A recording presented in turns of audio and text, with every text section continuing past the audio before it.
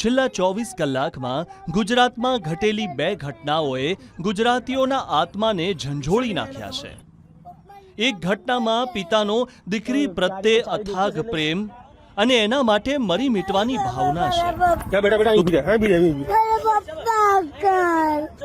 તો બીજી ઘટનામાં એક પિતાની દીકરી પ્રત્યે ઘૃણા અને તિરસ્કારની લાગણી છે। બંનેમાં કોમન છે તો એકમાત્ર નર્મદાની કેનાલ।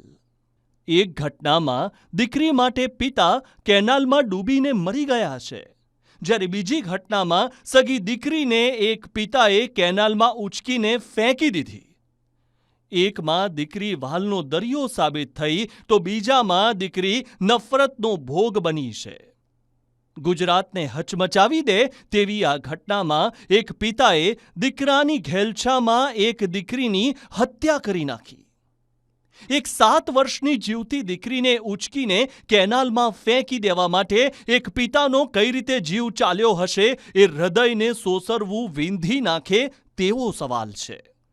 પણ અહીં દીકરીનું મોત થયું છે। કઠલાલ તાલુકાના માલવણ ગામના વિજય સોલંકીએ પુત્રની ઝંખનામાં જે દુનિયામાં હાજર છે એ સગી દીકરીને મોતને ઘાટ ઉતારી દીધી છે। કઠણ કાળજાના માનવીને પણ હચમચાવી દે તેવી આ ઘટનાએ ગુજરાતમાં ભારે ચકચાર જગાવી દીધી છે।